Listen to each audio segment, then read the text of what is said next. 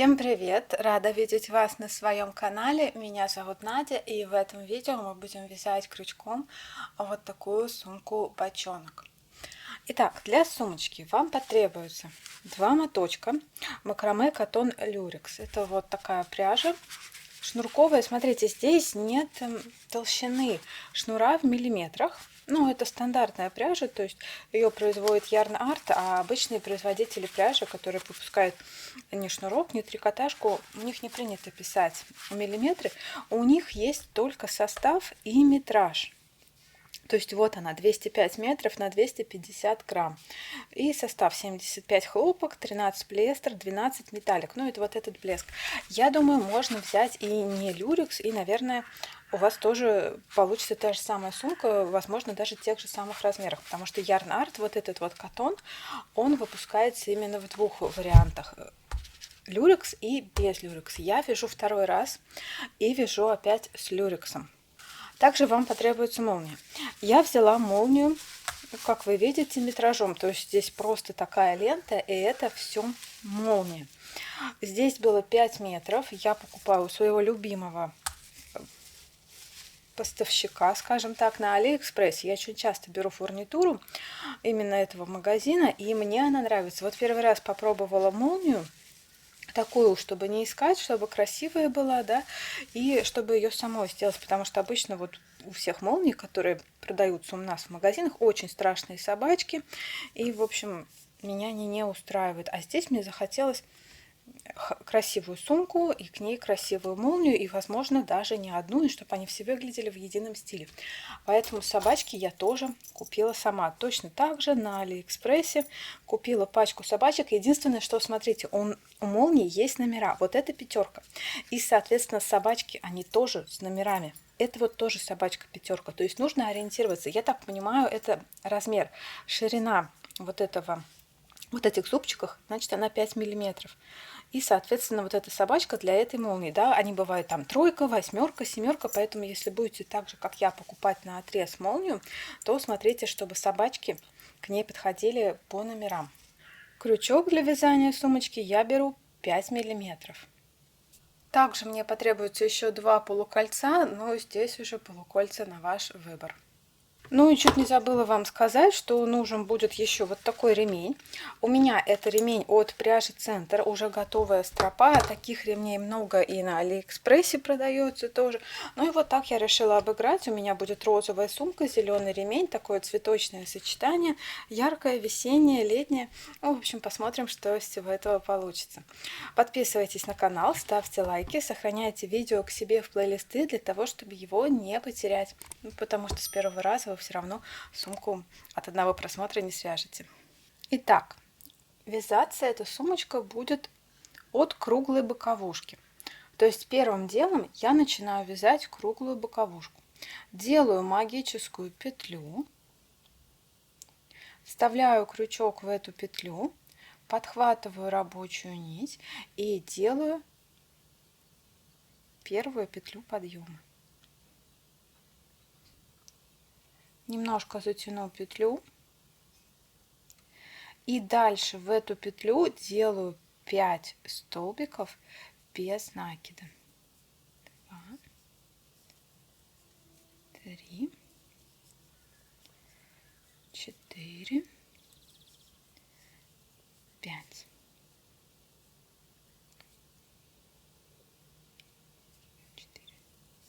И вот он 5. И затягиваю петлю уже до конца. Смотрите, вязать я буду обыкновенный идеальный круг. У меня миллион видео про вязание обыкновенного идеального круга. Соединять ряды буду узелковым методом.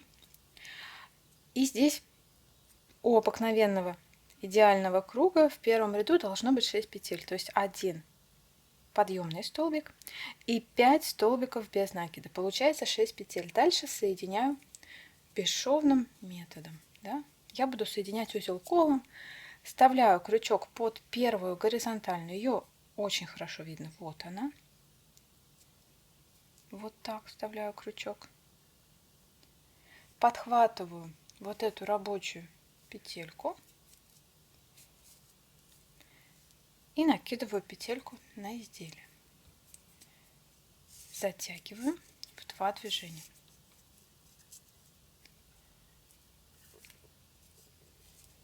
И хвостик еще затяну потуже. Итак, первый ряд готов. Перехожу к вязанию второго ряда. Во втором ряду нужно просто удвоить все петли. То есть, если было 6, должно стать 12. Нахожу первую галочку в раскол. Вот так смотрю, чтобы с изнанки тоже все вышло в раскол. И вот с лица, да. Подхватываю рабочую нить, делаю петлю подъема. В следующую, точнее в эту же точку добавляю столбик без накида. Вот получается 2 столбика без накида, либо прибавка.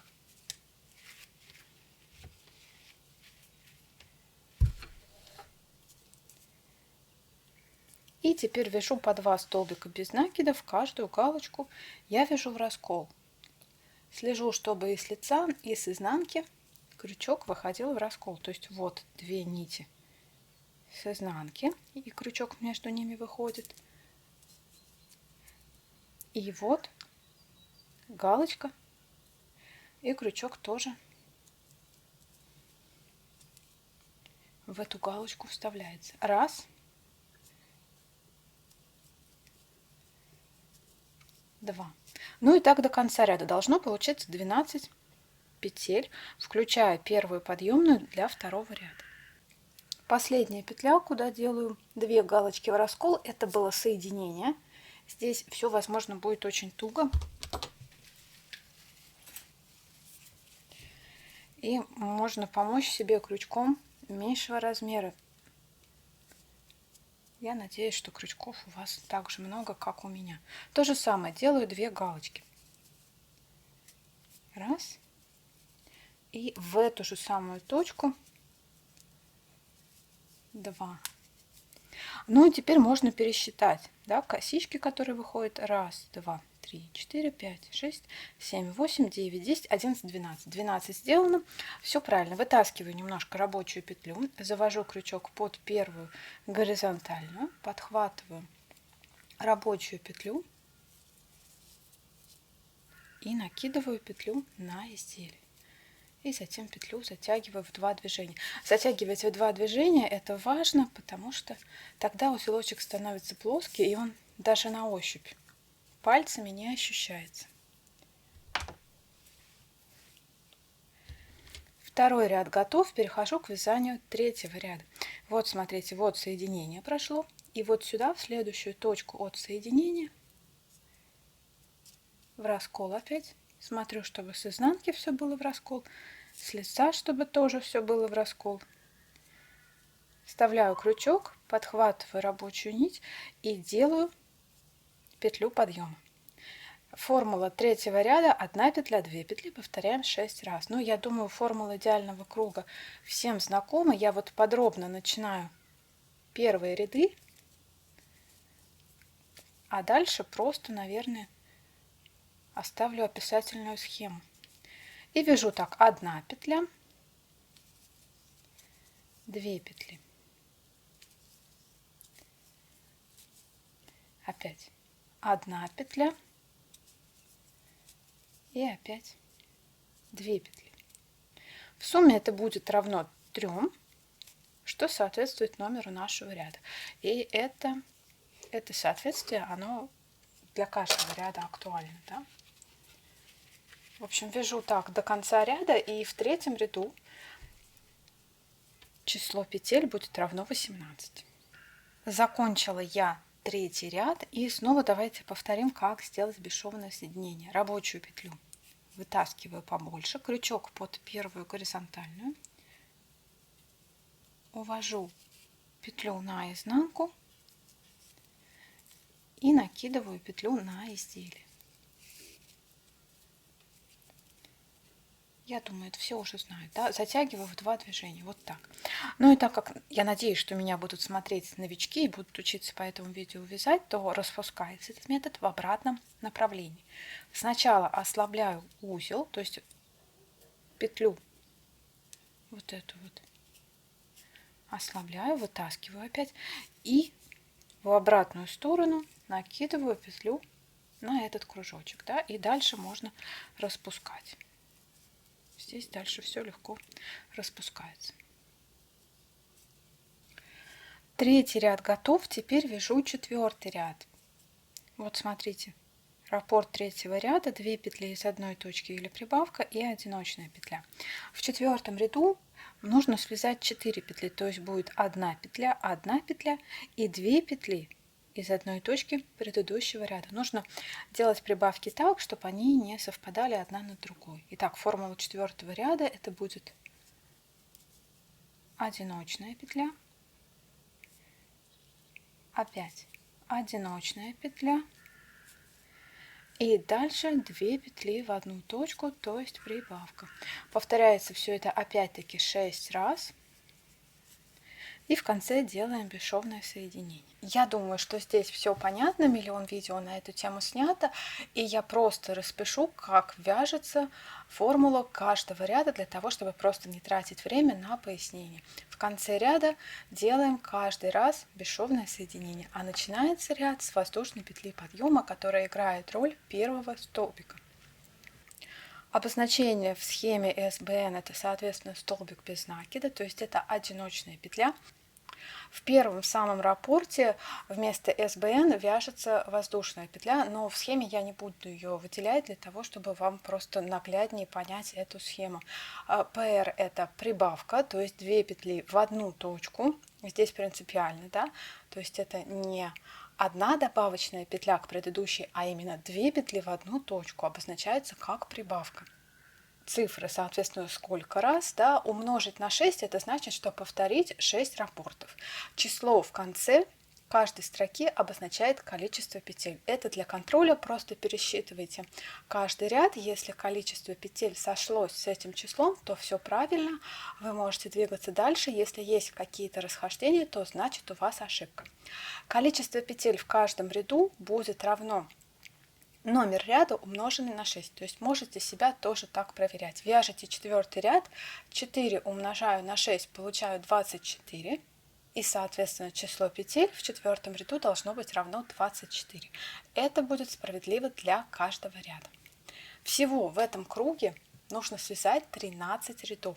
Если у вас другая пряжа, либо другой, я не знаю, крючок, либо у вас получается другая плотность, то как проверить себя и получить вашу формулу для 14, 15, 16 ряда. Здесь будет простая формула, тоже напишу. Для четного ряда, для нечетного ряда подставляете в нее свои значения и получаете раппорт, который вам нужно повторять. Здесь ничего сложного нет. Итак, один блинчик готов. В диаметре он получился приблизительно 19 сантиметров. И пока не спешите обрезать рабочую нитку. Мне нужно по краю этого изделия проложить еще ряд из соединительных петель. Но для того, чтобы вот здесь красиво сомкнуть край, чтобы здесь тоже получилась косичка, нужно сделать не узелковое соединение, а соединение косичкой. А для того, чтобы четко отмерить, где нужно обрезать нить, нужно знать, какое количество нити занимает вот этот ряд из соединительных петель. Поэтому я свяжу этот ряд дважды. Итак, беру крючок и начинаю вязать соединительные петли. Вставляю крючок под обе дужки горизонтальной косы, подхватываю рабочую нить, делаю соединительную петлю. Да, в следующую опять подхватываю, опять делаю соединительную петлю. Вяжу здесь за обе дужки. Таким образом, вот эта отделочная косичка появляется на лицевой стороне. Работаю так до конца ряда. Итак, обвязочная косичка готова, и теперь можно обрезать ниточку.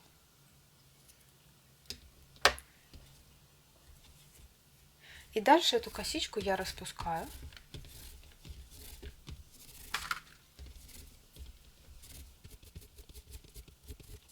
Распускаю узелок,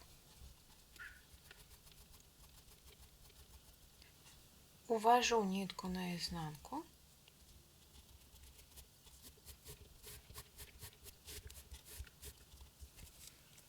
Завожу крючок с изнаночной стороны в перемычку и в косичку последнего столбика. Вот так. Подхватываю рабочую нить и вывожу нить через эту петлю.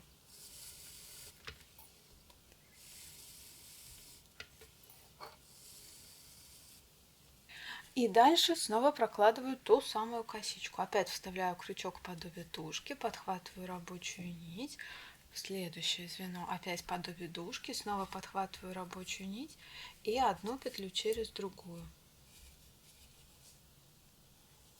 Снова подобие дужки, подхватываю рабочую нить и снова одну петлю через другую. И в общем работаю так до конца ряда. Дохожу до конца ряда, делаю последнюю петлю, снова вытаскиваю нить. Видите, здесь как раз такой остаток нити, который нужен, да? Завожу крючок под первую соединительную петлю, подхватываю рабочую нить, увожу ее вот сюда. И дальше завожу крючок в изделие насквозь с изнаночной стороны под одну косичку и в последнюю соединительную петлю. И увожу хвостик наизнанку. Все, один блинчик на этом готов. Второй блинчик делается точно так же. На этом этапе этот блинчик можно погладить, но только помните про тепловой режим. Допустим, у меня пряжа с люрексом, и я буду гладить ее, естественно, через какую-нибудь влажную ткань. Также на этом этапе вот эти ниточки больше нам не понадобятся, поэтому можно их все спрятать в изделие. Здесь лучше взять крючок меньшего размера.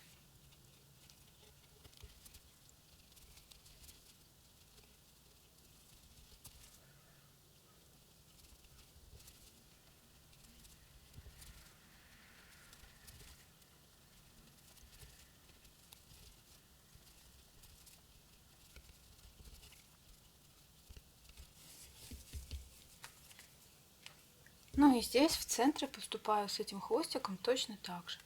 Прячу его по кругу.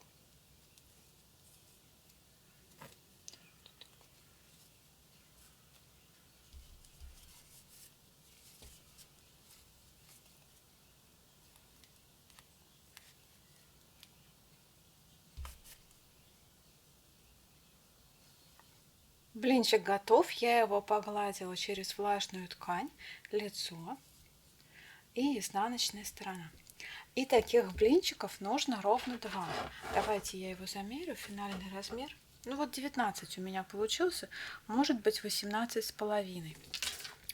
На предыдущей сумке у меня тоже блинчик приблизительно 18, но там сумка уже готовая, и там делать замеры немножко сложнее.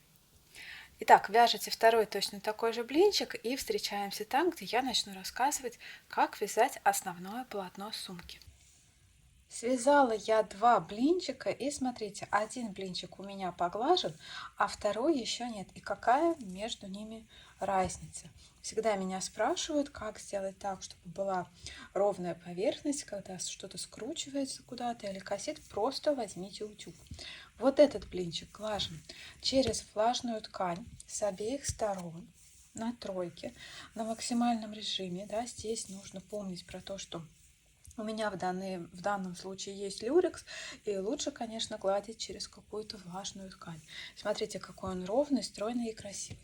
И вот второй блинчик, с которым я еще ничего не делала. Он немножко загибается, у него немножко края, но после глажки это все исправляется. Итак, 2 блинчика у меня готовы, и можно переходить к вязанию основной детали. Для начала основной детали я оставлю хвостик приблизительно метр. Этим хвостиком я буду затем пришивать эту основную деталь. Беру все тот же крючок номер 5 и набираю цепочку из воздушных петель. Я буду вязать узором. Этот узор есть на моем канале. Просто видео по узору можете посмотреть по ссылке, либо внизу в описании. И в принципе вязать вы можете любым узором, который в высоту состоит из одного столбика без накида. Итак, мне нужно набрать четное число петель, а именно у меня это будет 34. Набираю 34 воздушных петли. Раз, два, три, 4, 5, 6, 7, 8, 9, 10, 11, 12, 13, 14, 15, 16,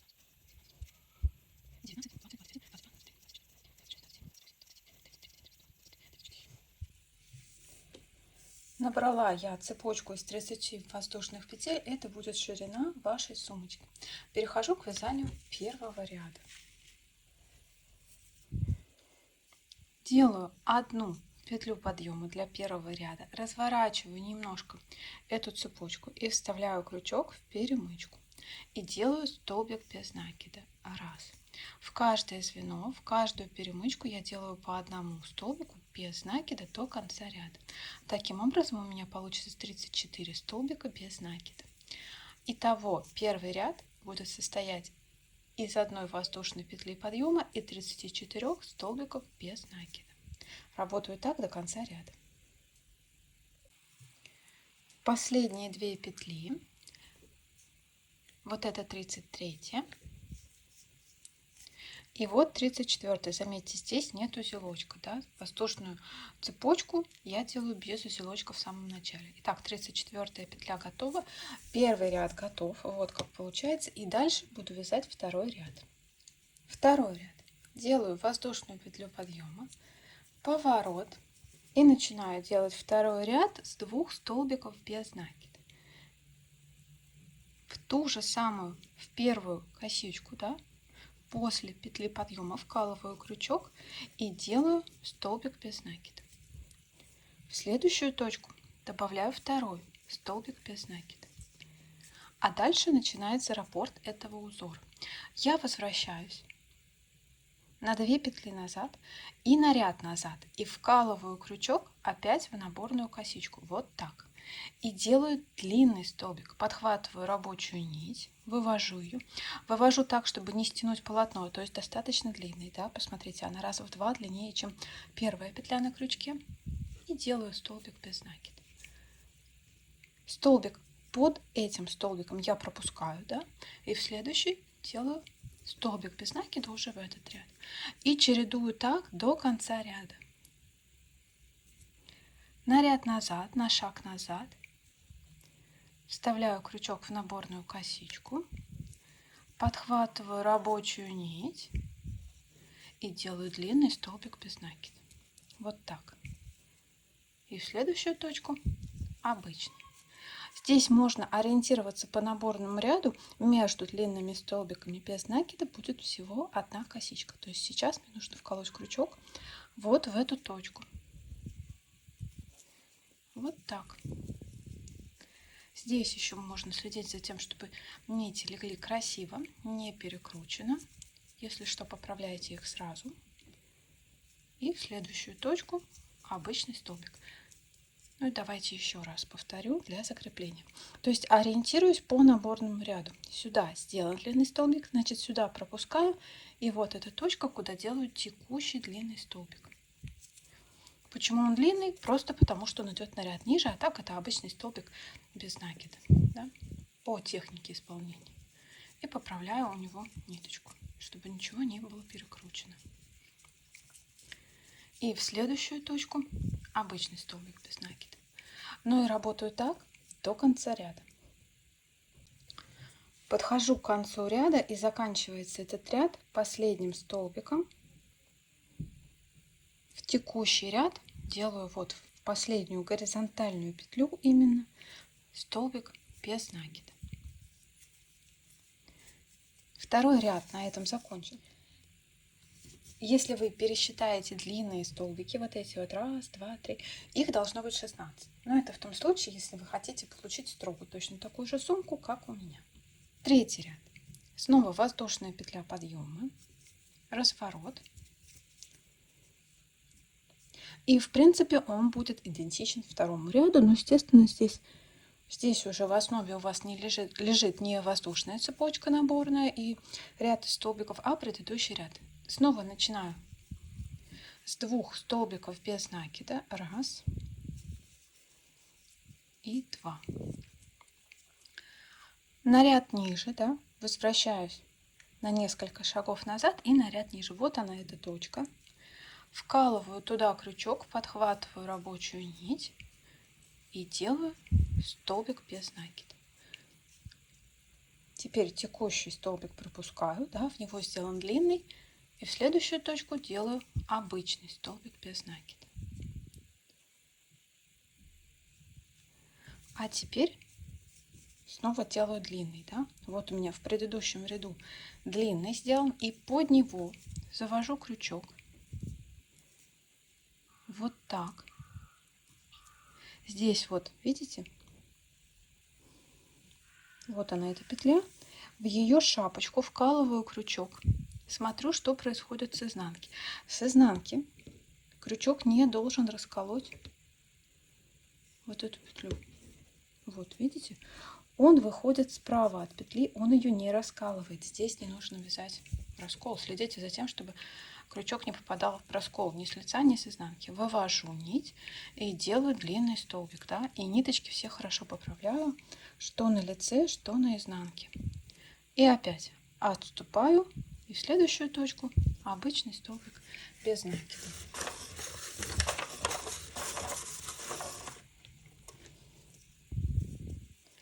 Снова на ряд назад, на шаг назад, под длинный столбик. Вот она опять, эта точка. Вот сюда. Вот видно. Вот смотрите, вот. Петелька. Шапочку, которой я ввожу крючок, смотрю, чтобы с изнанки все вышло тоже красиво. Так, давайте. Да? Вот она, изнаночная сторона. Здесь тоже ничего не раскалывает. Подхватываю рабочую нить, делаю длинный столбик. Опять один отступаю, обычный. И чередую длинный столбик, обычный столбик, да? Опять. Поправлю здесь нити. Завожу крючок на ряд ниже и вкалываю шапочку, не в раскол. Смотрю на изнаночную сторону, все красиво. И делаю длинный столбик. И работаю так до конца ряда. Обычный. И вот как получается. Последний длинный столбик в третьем ряду. Завожу крючок на несколько шагов назад, на ряд ниже, под длинный столбик предыдущего ряда. Вкалываю крючок, слежу за изнаночной стороной, все хорошо.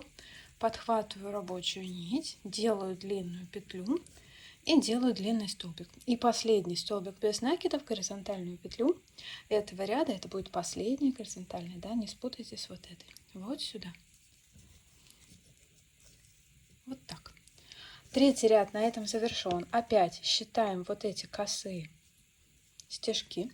Их должно быть снова 16. То есть 16 было во втором ряду, 16 будет в третьем. И перехожу к вязанию четвертого ряда. Воздушная петля подъема, разворот. Точно так же начинаю его с 2 столбиков. Да, здесь не отступаю от начала. Делаю 2 столбика без накида в этот ряд. Завожу затем крючок на ряд ниже под первый столбик. Делаю длинный столбик. Пропускаю текущую петлю и в следующую делаю столбик в этот ряд. Ну и повторяю до конца ряда. Все остальные ряды будут идентичны третьему ряду, да, то есть дальше просто чередую третий ряд на нужную высоту. Небольшое пояснение, куда вкалывать крючок на рядах, отличных от второго и третьего ряда, да. Первый раз длинный столбик мы вкалываем вот сюда, да, здесь все идентично на всех рядах. Вывожу нить и делаю длинный столбик. Столбик в этот ряд, обычный столбик без накида, я вкалываю вот сюда. Видите, это петелька, из которой идет 2 нити предыдущего ряда. То есть это тоже, чтобы не сбиться, полезная информация. Вот так вкалываю и делаю обычный столбик без накида. А дальше будет длинный столбик опять на ряд ниже. Смотрите, здесь все еще проще. Вот так заводите крючок, отодвигаете нить и находите длинный столбик ряда, который был еще ниже. И в его шапочку, вот, вкалываю крючок. Смотрите, не надо ничего раскалывать, да, в раскол здесь ничего не вяжет. Слежу за тем, как крючок вышел с изнанки. Он может получиться вот так, может получиться вот так. Я просто слежу за тем, чтобы крючок был строго справа. от длинного столбика, да, снова подхватываю рабочую нитку и снова делаю длинный столбик. Опять, вот она петля, из которой идут длинные нити предыдущего ряда, да, сюда делаю обычный столбик без накида. И вот длинный на шаг назад, на ряд ниже. Отодвигаю длинный столбик предыдущего ряда, нахожу длинный столбик предыдущего перед этим рядом, да, и в его шапочку вкалываю крючок. Здесь слежу за изнанкой, чтобы все было красиво, и делаю длинный столбик.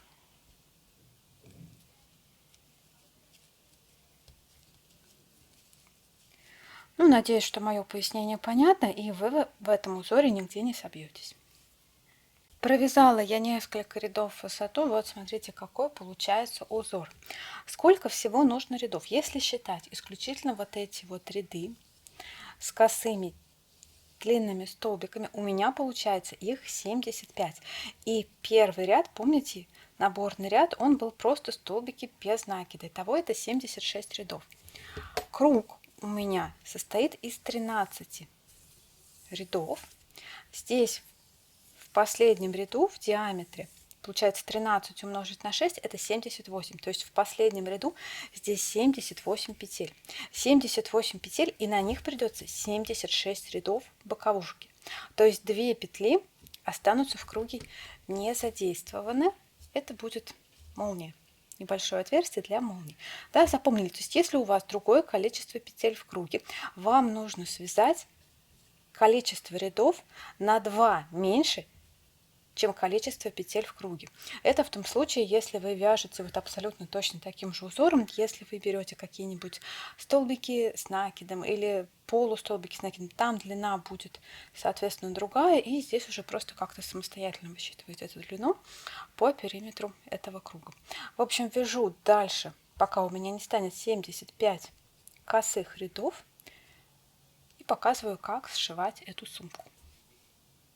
Также совсем забыла рассказать про нить. Если вы берете такой же шнур, видите, это петельчатый айкорд, он тут состоит из петель, легко распускается по петлям и легко, соответственно, связывается по петлям. Когда у вас этот шнур закончится, я рекомендую сшить по петлям его с точно таким же вторым шнуром. Про это у меня есть безумно короткое видео, вот здесь по подсказке, либо внизу в инфобоксе. Здесь останавливаться на этом не буду. Довязала я эту деталь. Смотрите, какой плотный и толстый коврик у меня получается. Всего здесь 76 рядов, как я и говорила. Считать нужно вот эти вот длинные столбики. Прям вот так вот их считаете. Раз, два, три, четыре, пять, шесть. Длинных столбиков будет 75. И 76 это первый наборный ряд, который состоял просто из столбиков без накида. Итого 76 рядов. Ширина этой детали приблизительно 22 сантиметра. Длину этой детали смысла мерить нет, она зависит от периметра вашего круга. Теперь про хвостик. Хвостики нужно оставить 2 метра. Так, вот он, хвостик один. И хвостик оставляла я в начале тоже. Да, если он у вас будет короткий, ничего страшного, шнур всегда можно к нему еще привязать. Это легко. Итак, оставляем 2 метра для того, чтобы сшивать. Хвостики должны быть на противолежащих сторонах оставлены, потому что одним хвостиком мы пришиваем одну сторону вот этим, другим хвостиком пришиваем другую сторону. Поэтому число рядов должно быть четное в этой детали, для того, чтобы вот эти нити были на разных сторонах. Да? Дальше ищем лицевую сторону. Вот эта сторона лицевая, видите, здесь у обоих краев нет перемычек. А если мы вот так сложим, здесь перемычек нет, а вот здесь вот они. Эти перемычки, стежки, это получается изнанка. Поэтому переворачиваю эту деталь. Лицевую сторону я нашла и дальше буду пришивать. Беру пластиковую иглу с широким ушком и один из кругов. В иголку я вставляю нитку, да, опять-таки смотрю, чтобы изнаночная сторона этой детали была внутри. И вот он круг. Давайте вот так его возьму. Как здесь пришиваем? У круга два ряда косичек, да, одна вот эта вот кромочная и одна отделочная. Вставляю иголку под кромочную косичку, вот так, вывожу. То есть вставляю иголку, получается, она между кромочной выходит и отделочной. Вывожу.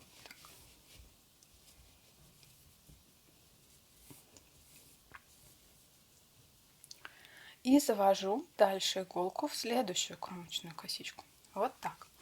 На прямоугольной детали нахожу самую последнюю петлю и в нее. Ее раскалываю снизу вверх. Вот так завожу.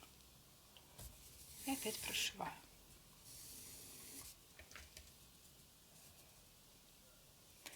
Затем возвращаю иголку в ту же самую косичку, в которую делала я до этого стежок. Да? И опять подтягиваю. Подтягиваю так, чтобы нитку было практически не видно. В следующую косичку, в кромочную, под обе дужки. И раскалываю следующую петлю на прямоугольной детали. Опять снизу вверх. И снова подтягиваю, да? Опять возвращаю иголку в ту же самую кромочную косичку.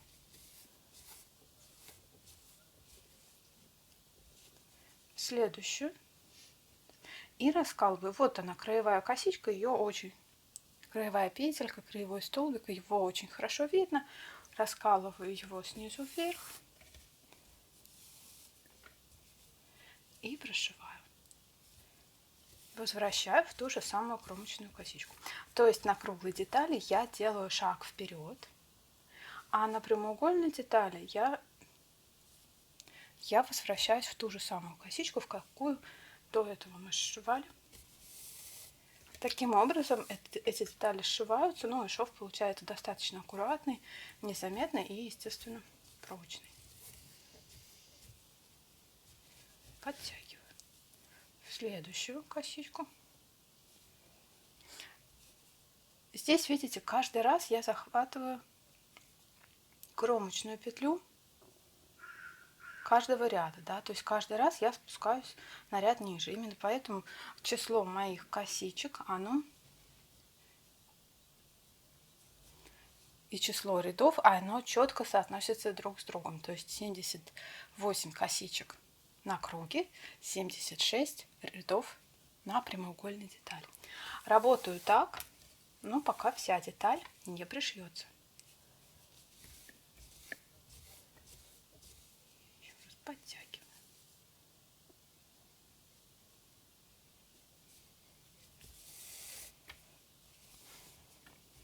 И еще раз. И снова подтягиваю. Последние стежки на этой половине пришиваю прямоугольную деталь.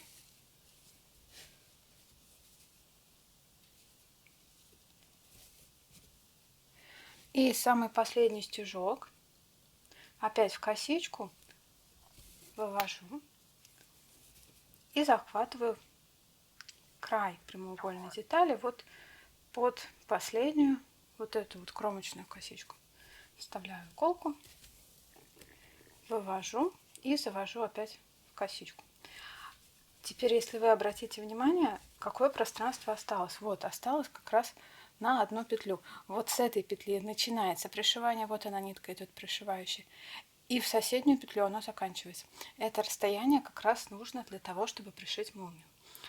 То есть молния, она не стык-стык вот так вот сумку будет делать. Она оставляет пространство, и молния у меня будет видна. Дальше увожу опять эту нитку на изнанку.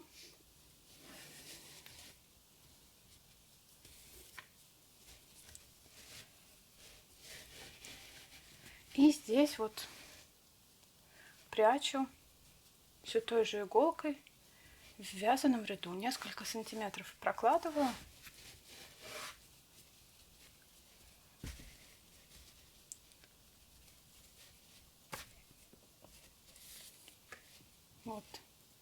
Вот в этом ряду прокладываю несколько сантиметров, а остаток обрезаю. Ну или если у вас коротенькая ниточка, можно ее спрятать всю. Теперь второй край. Здесь то же самое. Здесь тоже оставлен длинный хвостик и беру опять круглую деталь. Точно так же выбираю место, куда начинаю пришивать. Вставляю иголку под кромочную косу подобие дужки, подтягиваю нить, вывожу в следующую кромочную косу, а на прямоугольной детали я раскалываю последнюю петлю каждого ряда. Вот так. Снизу вверх.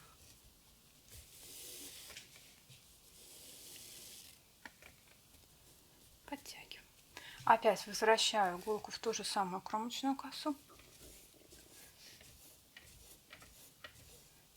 Шов здесь точно такой же. И вставляю в следующую кромочную косу и раскалываю последнее. Это будет либо последний, либо первый столбик каждого ряда. Да? Я раскалываю его снизу вверх и пришиваю.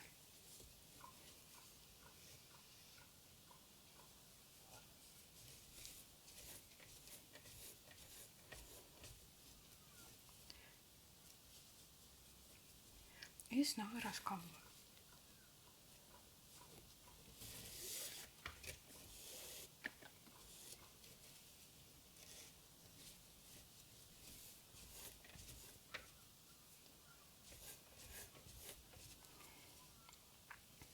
И снова в следующую кромочную и снизу вверх раскалываю последний столбик каждого ряда. Работаю так снова до конца ряда.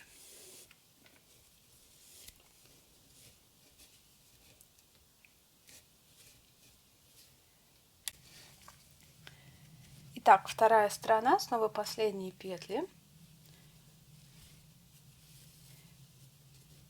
И здесь вставляю снова подобие дужки вот этой кромочной косы на прямоугольной детали.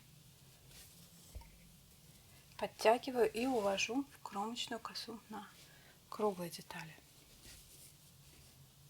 Дальше в соседний стежок, чтобы просто увести нить на изнанке, и точно так же ее прячу по кругу в вязаном ряду вот здесь вот. Сама сумка на этом готова. Смотрите, она очень хорошо держит форму, да, плотная, красивая, блестящая. Я надеюсь, это видно. Дальше остается пришить молнию и сделать полукольца. Итак, беру полукольцо, ту же самую пряжу, и я возьму тонкий крючок, здесь 2,5, для того, чтобы просто более плотно обвязать это полукольцо. Делаю сначала столбик подъема. Полукольцо получается внутри нитей. Так, один воздушный столбик. И дальше работаю столбиками без накида по полукольцу. Я его как бы обвязываю. Делаю 8 столбиков без накида.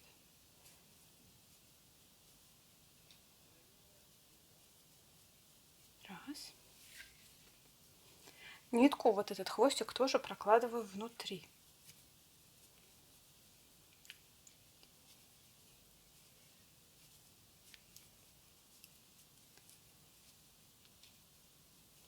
Ну и так, пока не будет 8.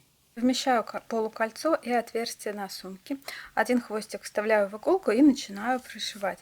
Здесь по петлям я как-то особо четко не ориентируюсь, потому что петли на сумке и петли на полукольце сильно разного размера. Из-за того, что был разный крючок, просто пришиваю так, чтобы было ровно и симметрично. Вкалываю иголку за кромочные косички на полукольце, а на сумке под отделочную строчку из соединительных петель. Прокладываю такую строчку по всему краю обвязочных петель полукольца, не забывая ни одну петельку. В конце просто увожу все кончики на изнанке и точно так же с ними поступаю, как с кончиками от сшивания сумки. Прячу их в круговом вязаном ряду.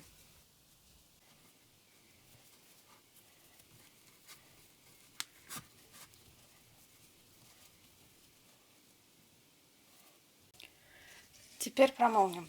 Молнию у меня на отрез, я просто прикладываю, здесь смотрю, чтобы был небольшой запасик с каждой из сторон, да, примерно вот так, и ее обрезаю. Для этой молнии я припасла 2 собачки. Собачки я вставляю вот так навстречу друг другу, чтобы в середине было отверстие, а по краям они закрывали эту молнию. Открываю молнию, здесь смотрю аккуратно, чтобы собачки не выскочили, потому что на них нет ограничителей. И размечаю молнию по краю отверстия на сумке. Смотрите, кромочная коса с обоих краев сумки, она упирается просто в зубчики. Она их не накрывает, то есть вот так должно быть, не вот так, так не надо. Вот так размечаю с помощью прищепок, да. С этого края то же самое.